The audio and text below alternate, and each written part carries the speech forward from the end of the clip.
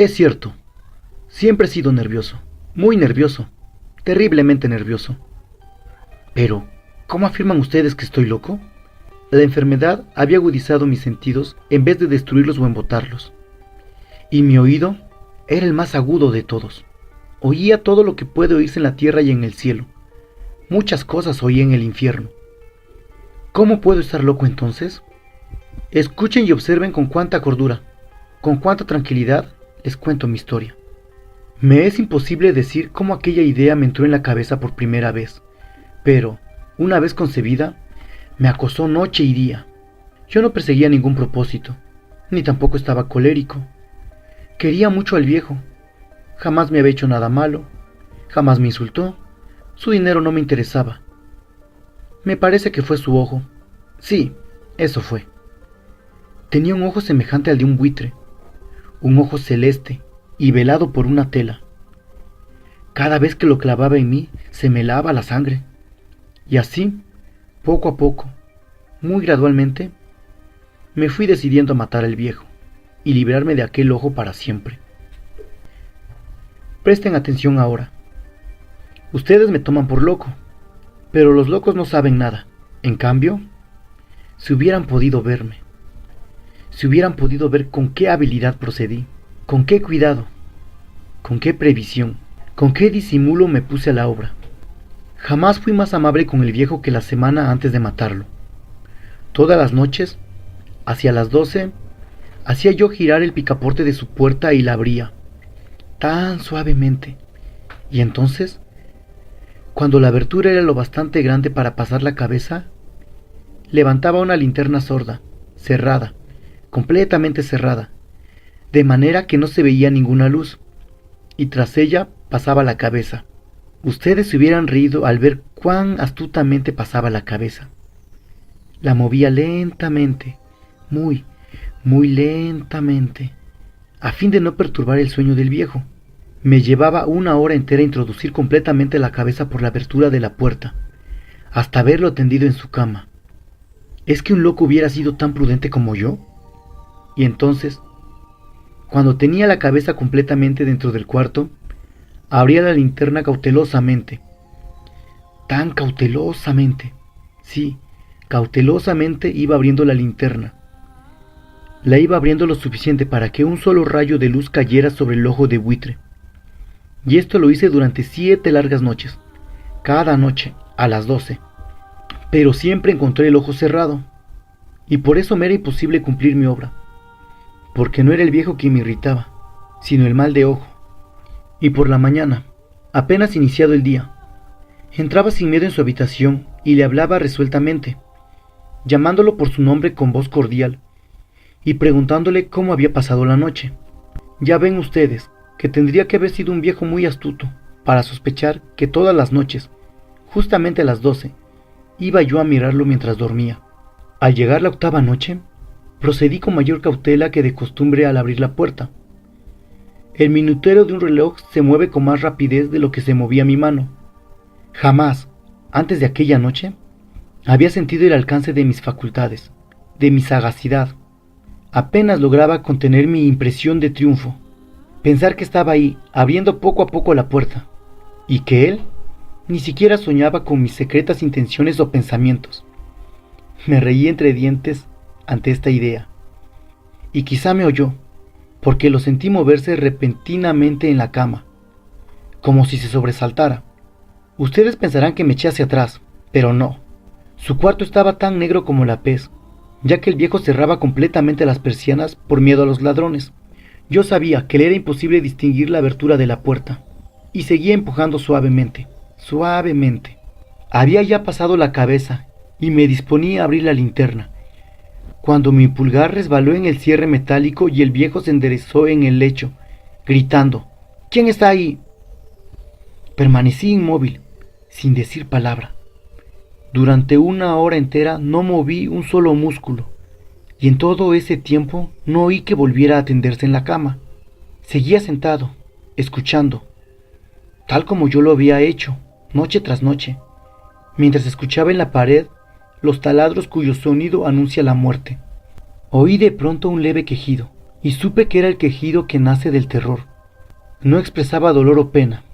Era el ahogado sonido que brota del fondo del alma cuando el espanto lo sobrecoge.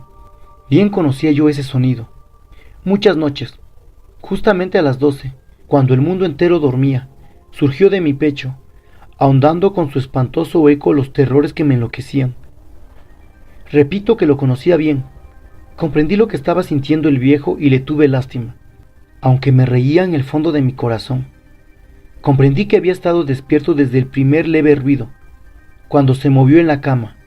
Había tratado de decirse que aquel ruido no era nada, pero sin conseguirlo.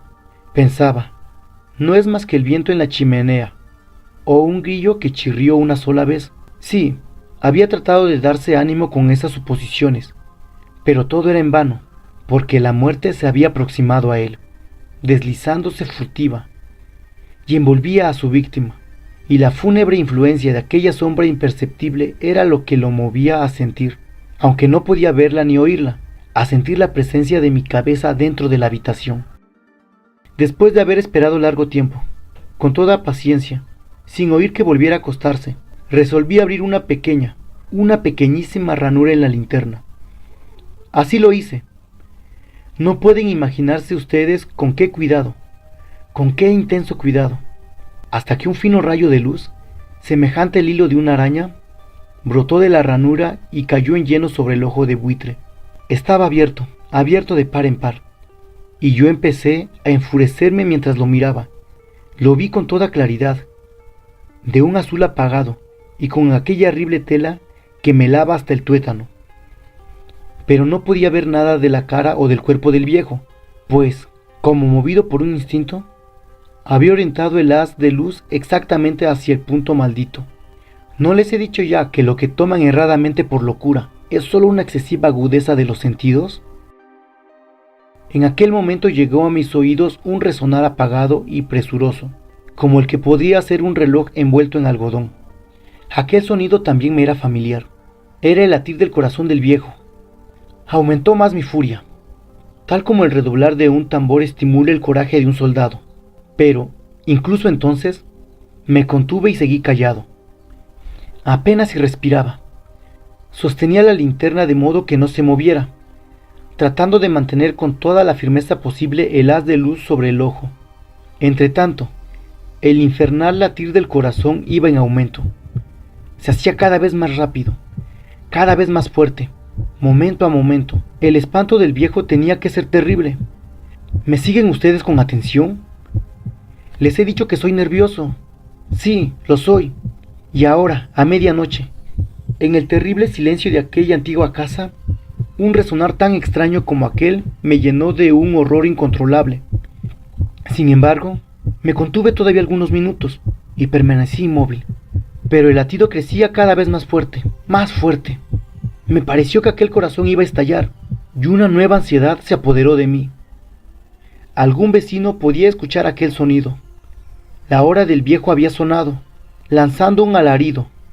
Abrí del todo la linterna y me precipité en la habitación. El viejo clamó una vez más, nada más que una vez.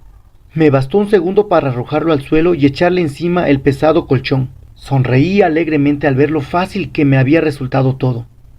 Pero, durante varios minutos, el corazón siguió latiendo con un sonido ahogado. Claro que no me preocupaba, pues nadie podía escuchar a través de las paredes. Cesó, por fin cesó de latir. El viejo estaba muerto. Levanté el colchón y examiné el cadáver. Sí, estaba muerto, completamente muerto. Apoyé la mano sobre el corazón y la mantuve así largo tiempo. No se sentía el menor latido. El viejo estaba bien muerto. Su ojo no volvería a molestarme. Si ustedes continúan tomándome por loco, dejarán de hacerlo cuando les describa las astutas precauciones que adopté para esconder el cadáver. La noche avanzaba, mientras yo cumplía mi trabajo con rapidez, pero en silencio. Descuarticé el cadáver. Le corté la cabeza, los brazos y las piernas. Levanté luego 3 planchas del piso de la habitación y escondí los restos en el hueco.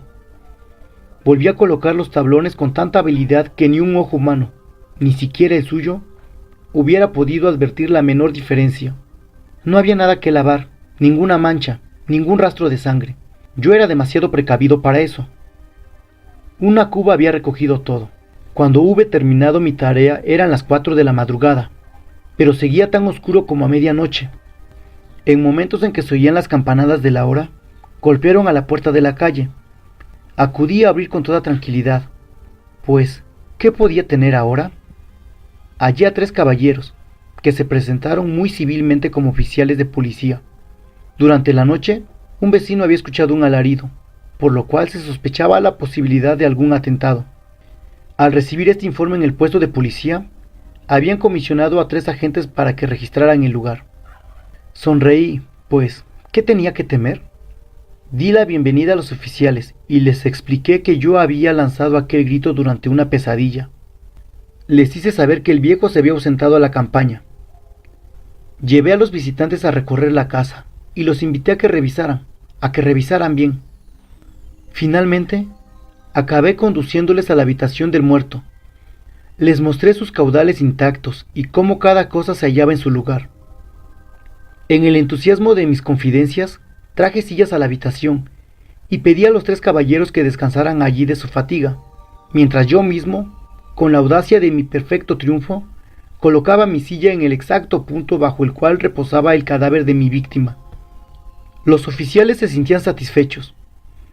Mis modales los habían convencido. Por mi parte, me hallaba perfectamente cómodo. Se sentaron y hablaron de cosas comunes, mientras yo les contestaba con animación. Mas, al cabo de un rato, empecé a notar que me ponía pálido y deseé que se marcharan. Me dolía la cabeza y creía percibir un zumbido en los oídos, pero los policías continuaban sentados y charlando. El zumbido se hizo más intenso, seguía resonando y era cada vez más intenso. Hablé en voz muy alta para librarme de esa sensación, pero continuaba lo mismo y se iba haciendo cada vez más clara, hasta que, al fin, me di cuenta de que aquel sonido no se producía dentro de mis oídos. Sin duda, debí de ponerme muy pálido, pero seguí hablando con creciente soltura y levantando mucho la voz. Pero el sonido aumentaba. ¿Y qué podía hacer yo? Era un resonar apagado y presuroso, un sonido como el que podría ser un reloj envuelto en algodón. Yo jadeaba, tratando de recobrar el aliento, y sin embargo, los policías no habían oído nada. Hablé con mayor rapidez, con vehemencia, pero el sonido crecía continuamente. Me puse en pie y discutí sobre insignificancias en voz muy alta y con violentas gesticulaciones, pero el sonido crecía continuamente. ¿Por qué no se iban? Anduve de un lado a otro, a grandes pasos, como si las observaciones de aquellos hombres me enfurecieran. Pero el sonido crecía constantemente. ¡Oh Dios! ¿Qué podía hacer yo? Lancé espumarajos de rabia, maldije, juré, balanceando la silla sobre la cual me había sentado. Raspé con ella las tablas del piso, pero el sonido sobrepujaba a todos los otros y crecía sin cesar.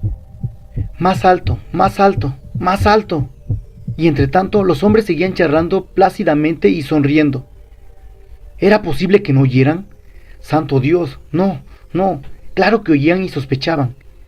Sabían y se estaban burlando de mi horror. Sí, así lo pensé, y así lo pienso hoy. Pero cualquier cosa era preferible a aquella agonía. Cualquier cosa sería más tolerable que aquel escarnio. No podía soportar más tiempo sus sonrisas hipócritas. Sentí que tenía que gritar o morir, y entonces, otra vez, escuchen, más fuerte, más fuerte, más fuerte. Basta ya de fingir, malvados, aullé. Confieso que lo maté. Levanten esos tablones, ahí, ahí, donde está latiendo su horrible corazón.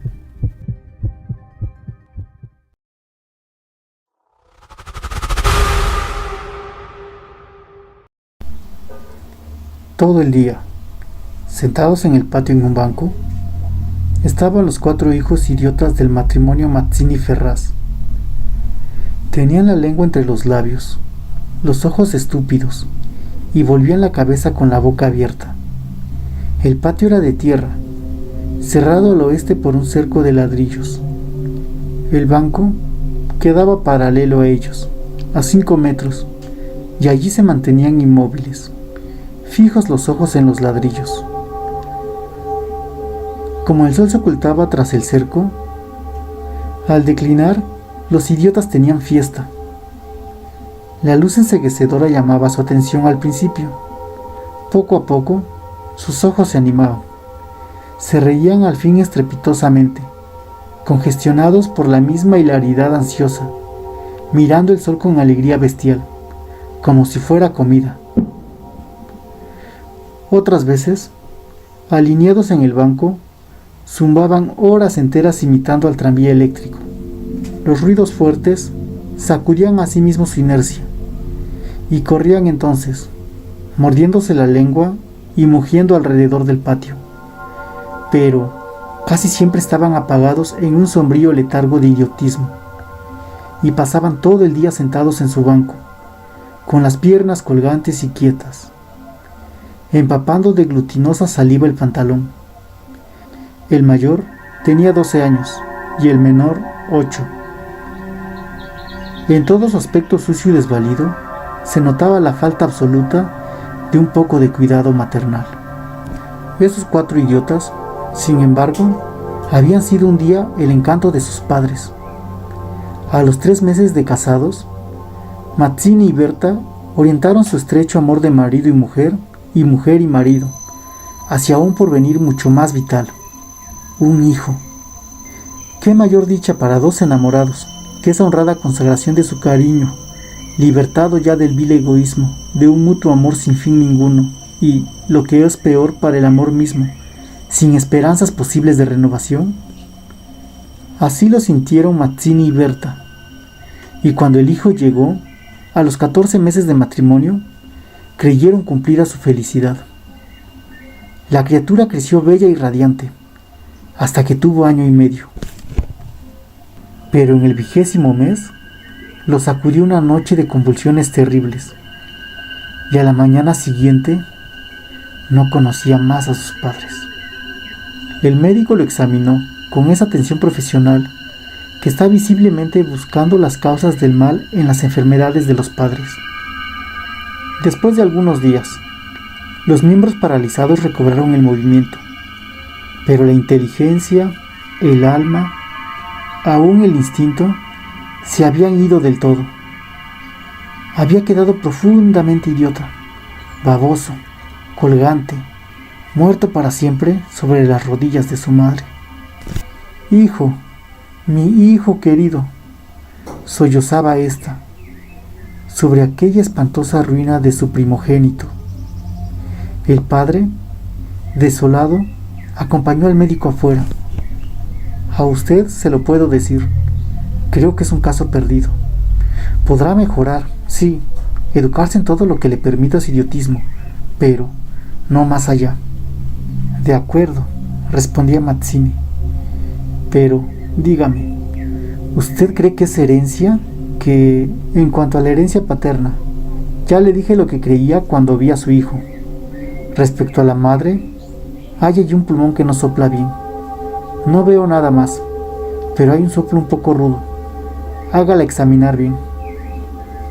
Con el alma destrozada de remordimiento, Mazzini redobló el amor a su hijo, el pequeño idiota que pagaba los excesos del abuelo. Tuvo asimismo que consolar, sostener sin tregua a Berta, herida en lo más profundo por aquel fracaso de su joven maternidad. Como es natural, el matrimonio puso todo su amor en la esperanza de otro hijo. Nació este, y su salud y limpidez de risa reencendieron el porvenir extinguido. Pero a los 18 meses las convulsiones del primogénito se repetían. Al día siguiente amanecía idiota. Esta vez los padres cayeron en honda desesperación. Luego su sangre, su amor estaban malditos. Su amor sobre todo. 28 años él, 22 ella, y toda su apasionada ternura no alcanzaba a crear un átomo de vida normal. Ya no pedían más belleza e inteligencia como el primogénito, pero un hijo como todos. De nuevo desastre, brotaron nuevas llamaradas del dolorido amor, un loco anhelo de redimir de una vez para siempre la santidad de su ternura. Sobrevinieron mellizos, y punto por punto repitióse el proceso de los 2 mayores. Mas, por encima de su inmensa amargura, quedaba a Mazzini y Berta gran compasión por sus 4 hijos. Hubo que arrancar del limbo de la más honda animalidad, no ya sus almas, sino el instinto mismo abolido. No sabían deglutir, cambiar de sitio, ni aún sentarse. Aprendieron al fin a caminar, pero chocaban contra todo, por no darse cuenta de los obstáculos. Cuando los lavaban, mugían hasta inyectarse de sangre el rostro. Animábanse solo al comer, o cuando veían colores brillantes u oían truenos. Se reían entonces, echando afuera lengua y ríos de baba, radiantes de frenesí bestial. Tenían, en cambio, cierta facultad imitativa, pero no se pudo obtener nada más. Con los mellizos pareció haber concluido la aterradora sentencia, pero pasados 3 años, desearon de nuevo ardientemente otro hijo, confiando en que el largo tiempo transcurrido hubiera aplacado a la fatalidad. No satisfacían sus esperanzas, y en ese ardiente anhelo que se exasperaba en razón de su infructuosidad, se agriaron. Hasta ese momento, cada cual había tomado sobre sí la parte que le correspondía en la miseria de sus hijos, pero la desesperanza de redención ante las 4 bestias que habían nacido de ellos echó afuera esa imperiosa necesidad de culpar a los otros, que es patrimonio específico de los corazones inferiores. Iniciáronse con el cambio de pronombres, tus hijos, y como a más del insulto había la insidia, la atmósfera se cargaba. Me parece, díjole una noche Mazzini, que acababa de entrar y se lavaba las manos, que podrías tener más limpios a los muchachos. Berta continuó leyendo como si nada hubiera oído. Es la primera vez, repuso al relato, que te veo inquietarte por el estado de tus hijos. Mazzini volvió un poco la cara a ella con una sonrisa forzada. De nuestros hijos, me parece. Bueno, de nuestros hijos. ¿Te gusta así? Alzó ella los ojos. Esta vez, Mazzini se expresó claramente. Creo que no vas a decir que yo tengo la culpa, ¿no? Por supuesto que no. Se sonrió Berta muy pálida. Pero yo tampoco, supongo. No faltaba más, murmuró. ¿Qué? ¿No faltaba más? Que si alguien tiene la culpa, no soy yo. Entiéndelo bien. Es lo que te quería decir. Su marido la miró un momento, con brutal deseo de insultarla. Dejemos, articuló, sacándose por fin las manos. Como quieras, pero si quieres decir... Berta, como quieras. Este fue el primer choque, y le sucedieron otros. Pero en las inevitables reconciliaciones, sus almas se unían con doble arrebato y locura por otro hijo. Nació así una niña. Vivieron 2 años con la angustia a flor del alma, esperando siempre otro desastre. Nada acaeció, sin embargo, y los padres pusieron en ella toda su complacencia, que la pequeña llevaba a los más extremos límites del mismo y la mala crianza. Si aún, en los últimos tiempos, Berta cuidaba siempre de sus hijos, al nacer Bertita, olvidóse casi del todo de los otros. Su solo recuerdo la horrorizaba, como algo atroz que la hubieran obligado a cometer. A Mazzini, bien que en menor grado, pasábale lo mismo. No por eso la paz había llegado a sus almas. La menor indisposición de su hija echaba ahora fuera, con el terror de perderla, los rencores de su descendencia podrida. Habían acumulado y el sobrado tiempo para que el vaso no quedara distendido, y al menor contacto el veneno se vertía afuera. Desde el primer disgusto emponzoñado habíanse perdido el respeto, y si hay algo a que el hombre se siente arrastrado con cruel fruición, es cuando ya se comenzó a humillar del todo a una persona. Antes se contenían por la mutua falta de éxito. Ahora que éste había llegado, cada cual, atribuyéndolo a sí mismo, sentía mayor la infamia de los 4 engendros que el otro había forzado a crear. Con estos sentimientos, No hubo ya para los 4 hijos mayores afecto posible. La sirvienta los vestía, les daba de comer, los acostaba con visible brutalidad.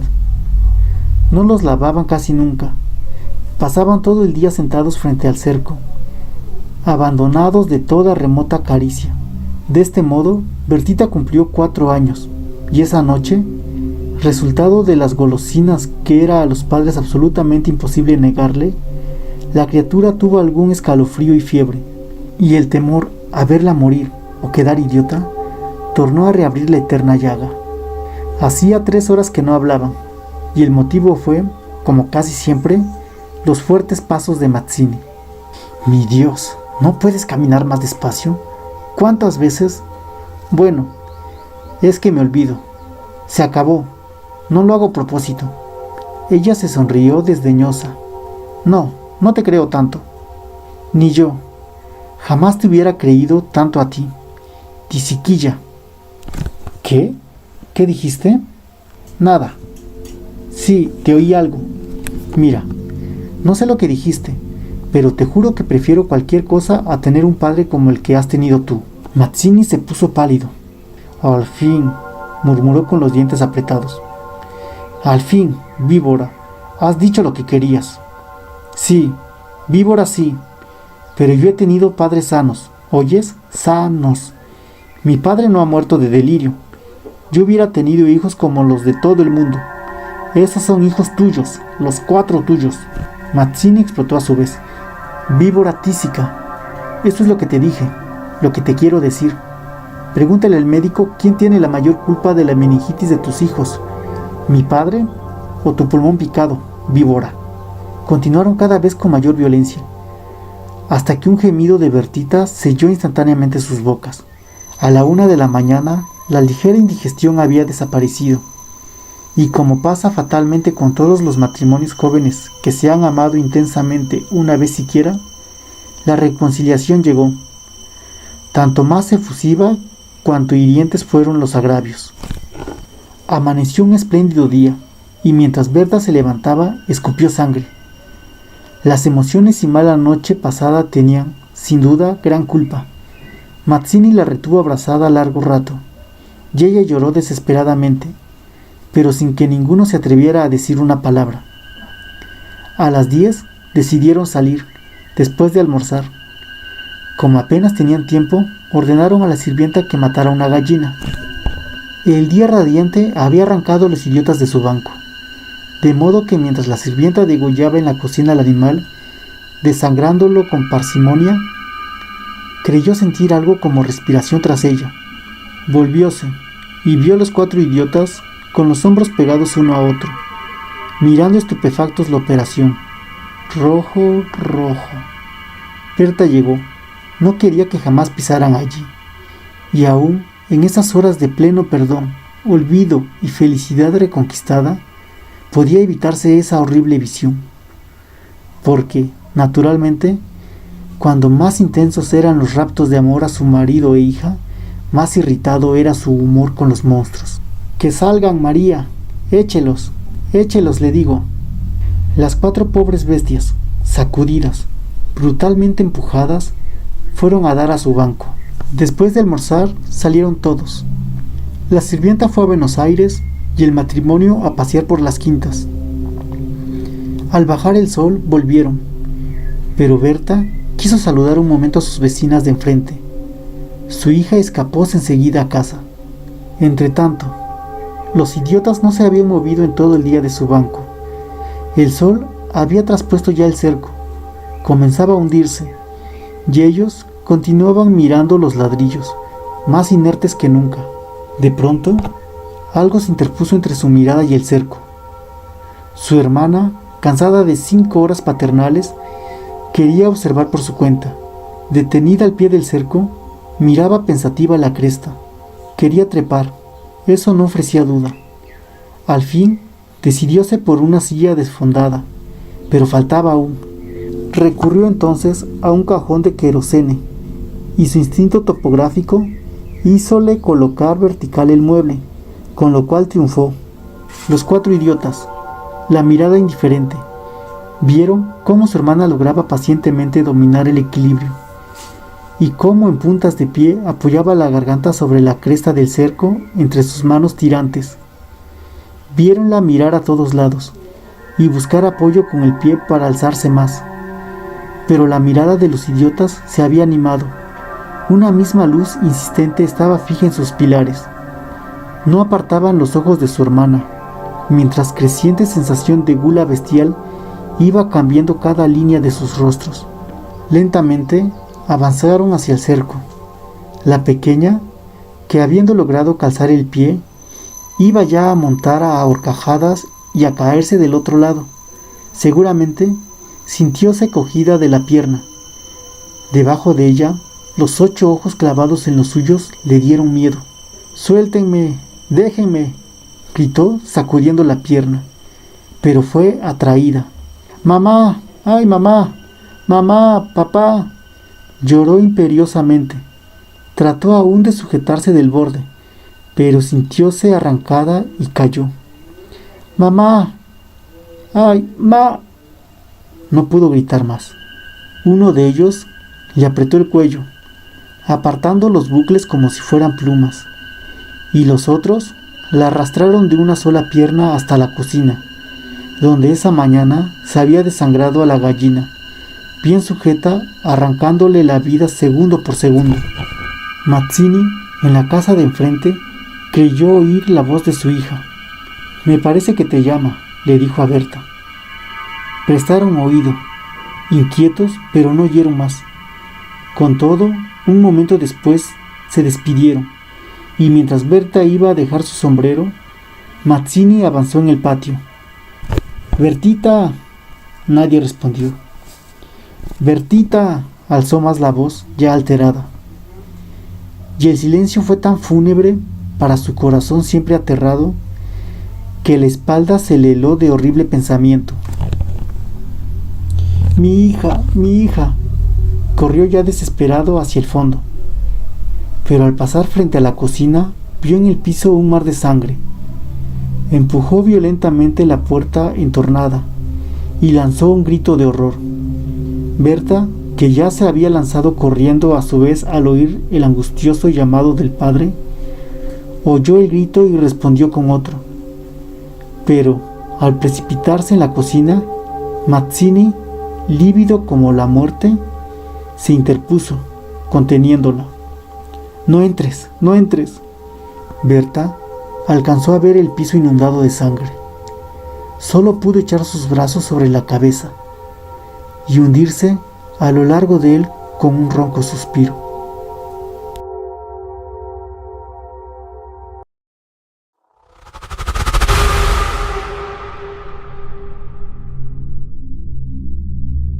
A Fernando le encantaban las historias de miedo y estaba obsesionado con los cementerios, aunque no comprendía muy bien el porqué. Siempre que realizaba un viaje, procuraba visitar el camposanto de la ciudad o del pueblecito en el que estuviera. Conocía un montón de historias relacionadas con muertes, con sepulturas, con enterramientos.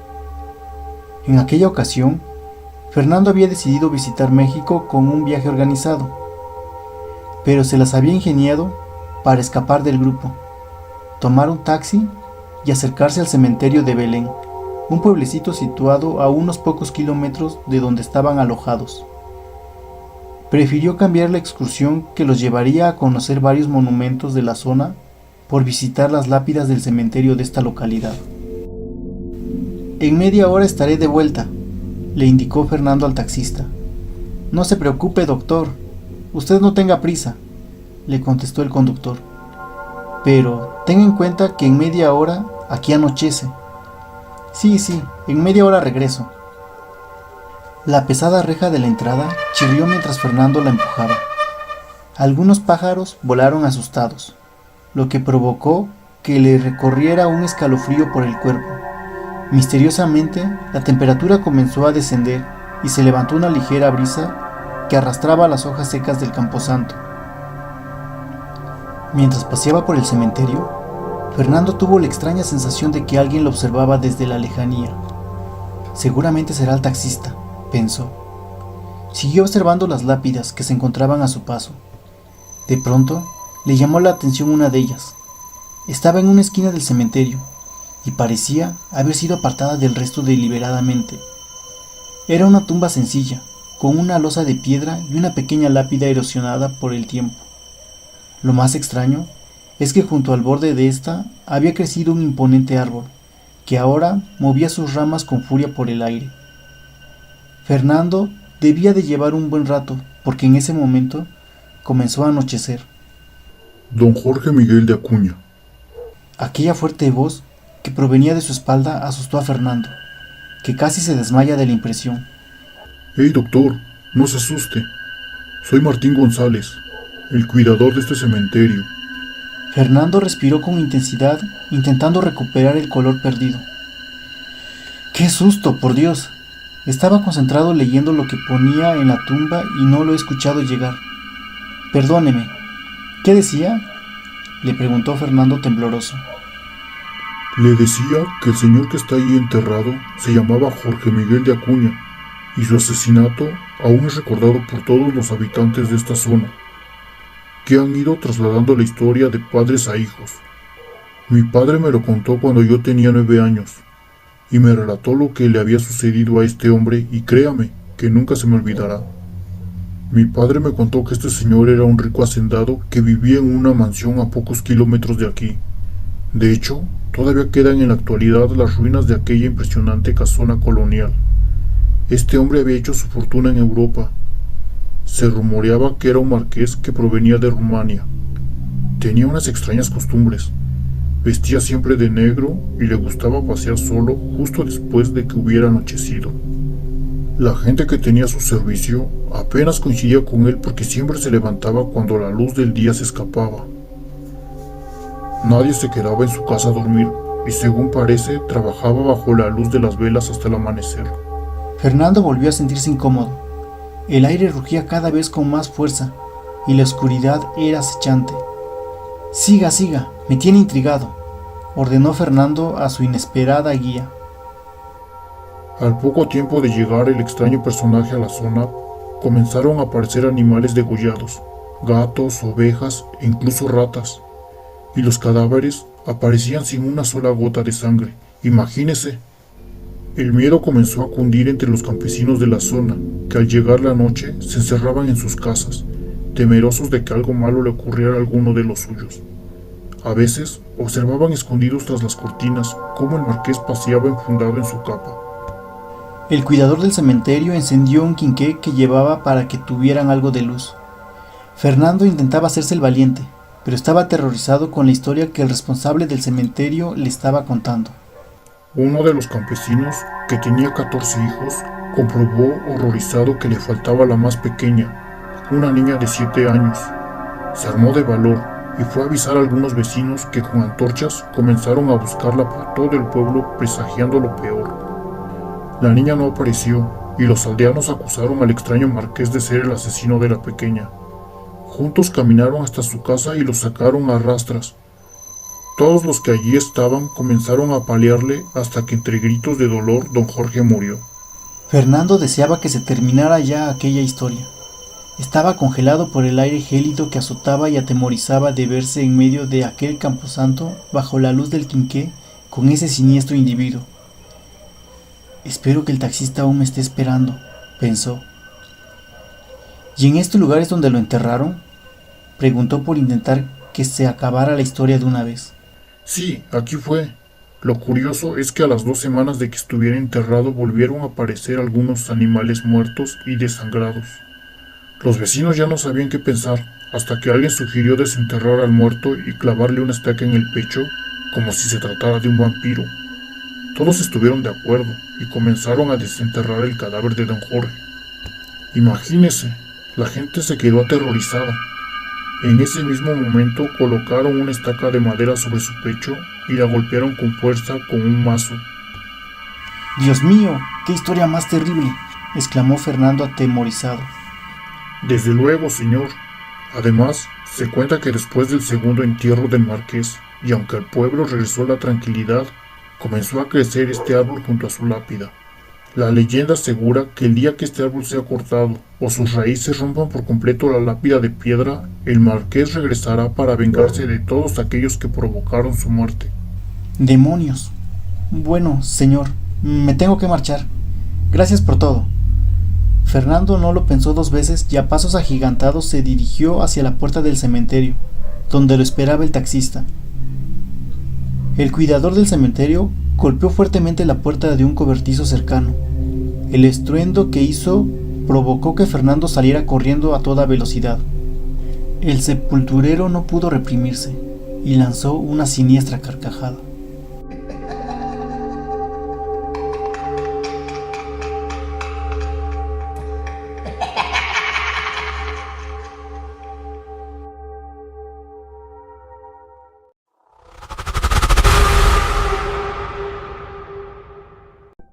Damas y caballeros, bienvenidos a nuestro espectáculo. Fueron las palabras del anunciador de la función, el cual la gente no puede ver. El público aplaude sin saber por qué. Pero cuando alguien se para en el escenario a saludar, uno debe responder de alguna forma. Así que todos le aplauden. Están a punto de presenciar el espectáculo más impresionante de todos los tiempos. Sus ojos jamás han visto ni verán nada más extraordinario de lo que presentaremos a continuación. Vaya amenaza. El telón está cerrado y el público no sabe qué esperar a continuación. Saben que algo extraño puede suceder, ya que fueron invitados a esta función de forma anónima. El teatro parece cerrado desde afuera, como si los organizadores no quisieran que el resto del mundo se enterara. Pero, ¿quién quiere hacer un espectáculo sin que el mundo se entere? ¿O qué tiene esta gente en especial para poder observar este espectáculo que promete ser tan fabuloso?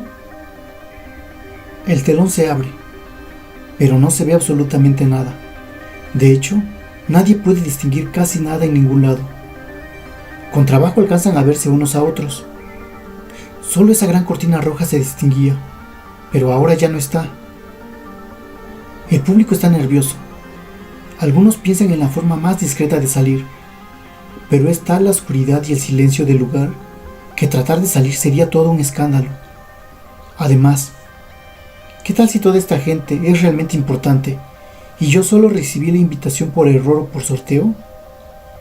Se preguntan, sin saber que nadie pagó su estadía aquí. Todos recibieron solo un boleto y de forma anónima. El vacío y el silencio parecen eternos. Hay quienes están realmente asustados. Algunos tosen con la esperanza de que algo se escuche como respuesta, pero todos tienen miedo de hacer movimientos o sonidos drásticos. Un hombre en la segunda fila siente que no puede más. Es un hombre gordo y calvo. Trae puesto un suéter de esos que tejen las abuelas para Navidad y usa unos gruesos lentes que le hacen ver unos diminutos ojos que no paran de moverse de manera nerviosa.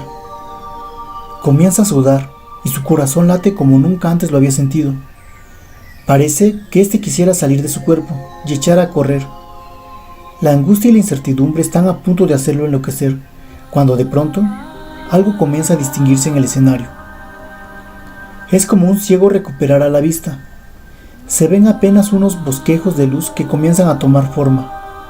Para el asombro del público, cuando logran distinguir lo que aparece frente a ellos, es un reloj digital enorme que está corriendo. El reloj marca 0 horas, 0 minutos, 57 segundos. El público se da cuenta que solo llevan ahí 57 segundos. El reloj cambia, 58, 59 y por fin el minuto. La gente está apenada. No pueden creer que estaban volviéndose locos y solo pasaron un minuto en completa oscuridad. El reloj se apaga y comienzan a encenderse las luces en el escenario, pero ahí no hay nada, solo luces blancas que apuntan directamente al público. Y ahora la gente se tapa los ojos por tanta luz. Son tantas las luces que no saben de dónde vienen. Y cuando más preocupados están en su vista, el silencio se rompe con un sonido similar a un silbido, casi inaudible, pero todos lo perciben. Es un sonido que pareciera rodearlos. Es como si girara alrededor de ellos.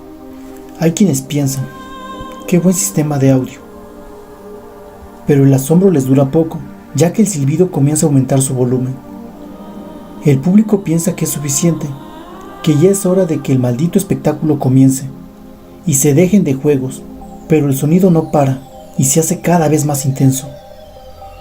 Todos cubren sus oídos, pero no funciona. La gente comienza a gritar, piden que se detenga, pero se dan cuenta que no pueden oírse a sí mismos ni a los demás. El silbido lo abarca todo. Un joven de las últimas filas de la sala trata de buscar las bocinas, mientras los demás no están muy seguros de lo que el joven trata de hacer. Y es que, ¿de qué le servirá la bocina si no puede alcanzarla? Su esfuerzo es en vano.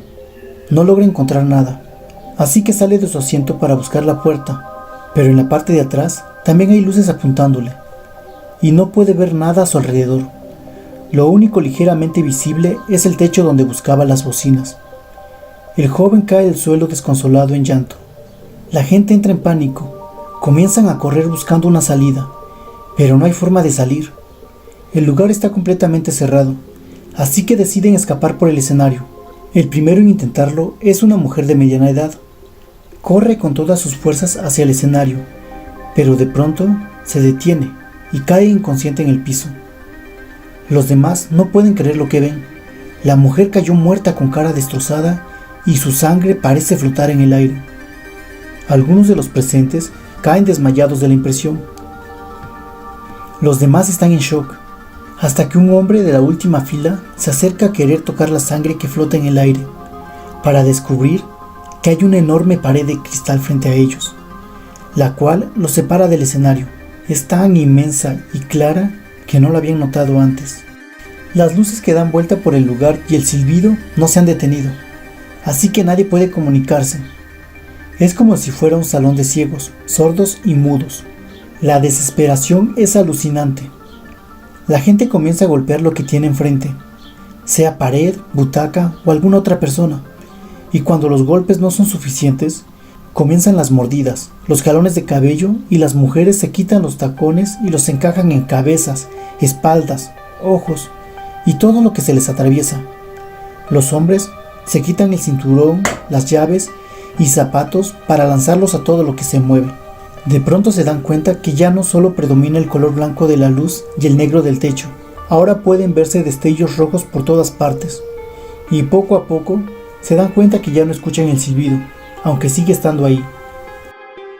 Después de unos segundos, cuando la carnicería está en su máximo apogeo, la intensidad de las luces y el silbido que los rodeaba se van desvaneciendo, así que esta vez en completa oscuridad solo pueden oír sus propios gritos y los lamentos de los que yacen heridos en el suelo. De pronto, en el momento menos pensado, las luces se encienden y todos logran ver el teatro completamente cubierto de sangre, con cuerpos mutilados por ellos mismos. El horror que presencian es increíble y solo pueden recordar las palabras del anunciador. Sus ojos jamás han visto ni verán nada más extraordinario de lo que presentaremos a continuación. Era verdad. El reloj en el escenario reaparece y marca 0 horas 4 minutos 57 segundos. Después 58, 59 y finalmente 5 minutos. Del otro lado del cristal, una multitud de hombres y mujeres finamente vestidos se levantan de sus asientos y aplauden con gran ovación por el espectáculo que les prometieron y por el cual pagaron tan alta suma de dinero. El telón se cierra y los adinerados espectadores comienzan a salir tranquilamente del teatro por una alfombra roja en el piso, reflectores a los lados y una gran marquesina que con letras luminosas anuncia el espectáculo que presenciaron hoy. 5 minutos.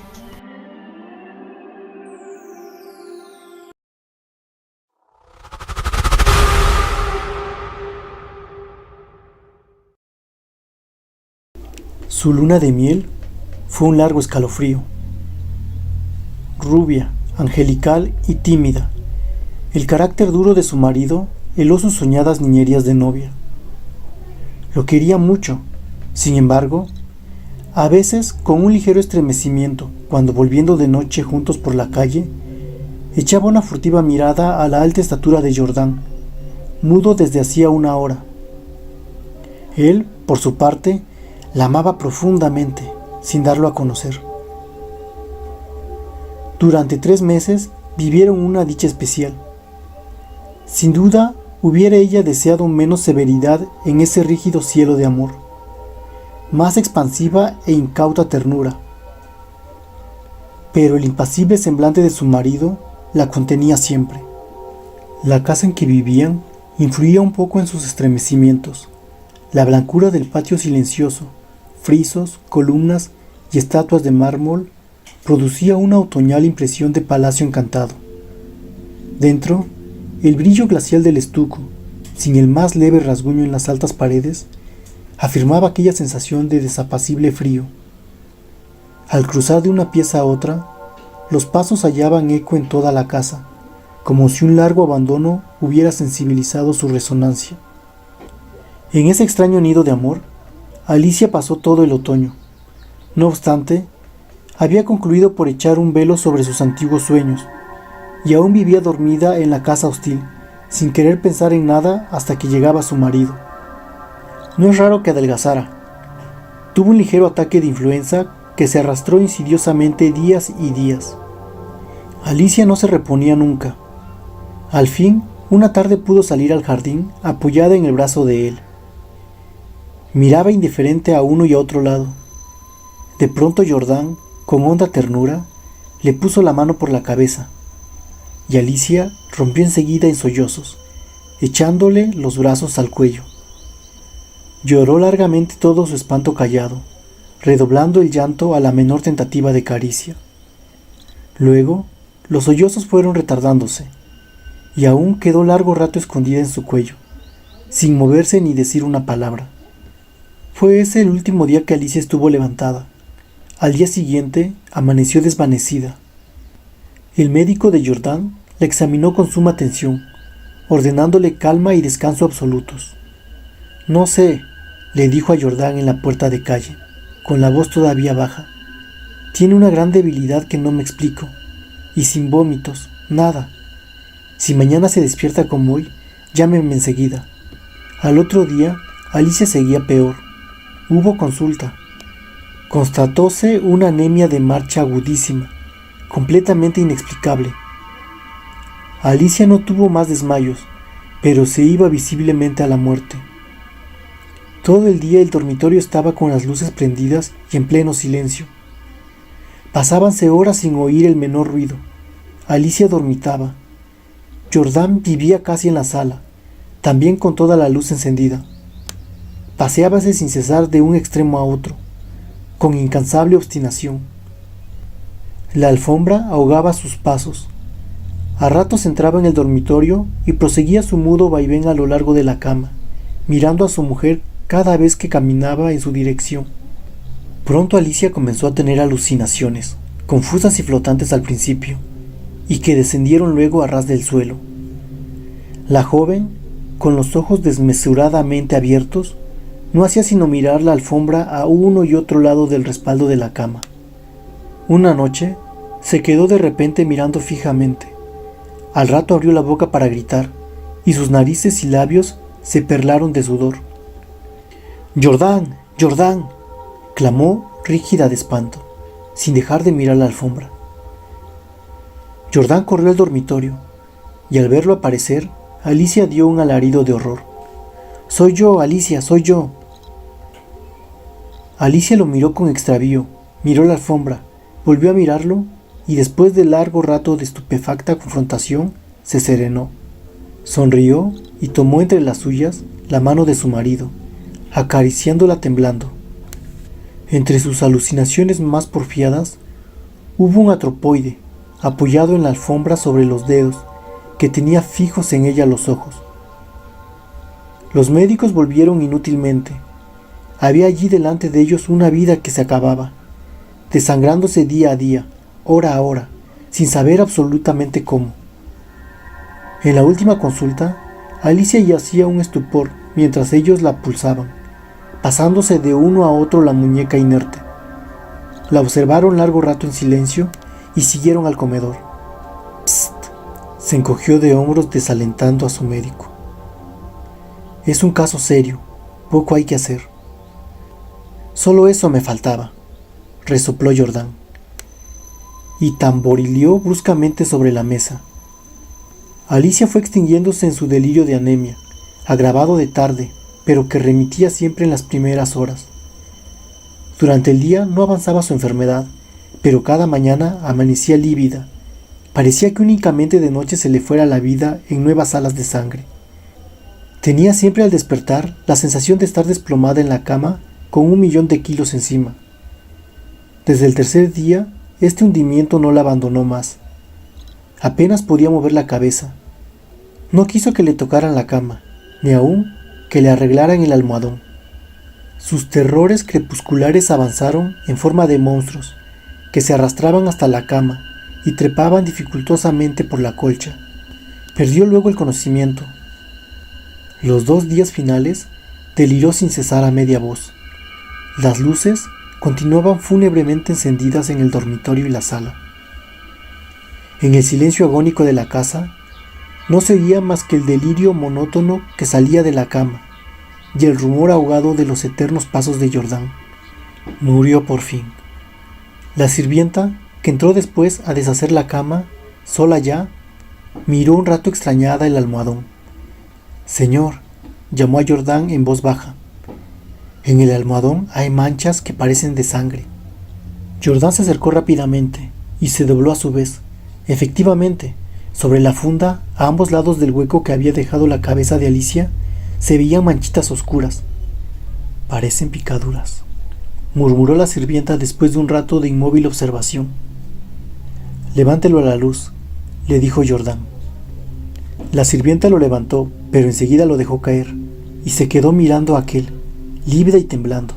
Sin saber por qué, Jordán sintió que los cabellos se le erizaban. «¿Qué hay?», murmuró con la voz ronca. «Pesa mucho», articuló la sirvienta, sin dejar de temblar. Jordán lo levantó. Pesaba extraordinariamente. Salieron con él y sobre la mesa del comedor, Jordán cortó funda y envoltura de un tajo. Las plumas superiores volaron, y la sirvienta dio un grito de horror con toda la boca abierta, llevándose las manos crispadas a los bandos. Sobre el fondo, entre las plumas, moviendo lentamente las patas velludas, había un animal monstruoso, una bola viviente y viscosa. Estaba tan hinchado que apenas se le pronunciaba la boca. Noche a noche, desde que Alicia había caído en cama, había aplicado sigilosamente su boca, su trompa mejor dicho, a las sienes de aquella, chupándole la sangre. La picadura era casi imperceptible. La remoción diaria del almohadón había impedido sin duda su desarrollo, pero desde que la joven no pudo moverse, la succión fue vertiginosa. En 5 días, en 5 noches, había vaciado a Alicia. Estos parásitos de las aves, diminutos en el medio habitual, llegan a adquirir en ciertas condiciones proporciones enormes. La sangre humana parece serles particularmente favorable, y no es raro hallarlos en los almohadones de pluma.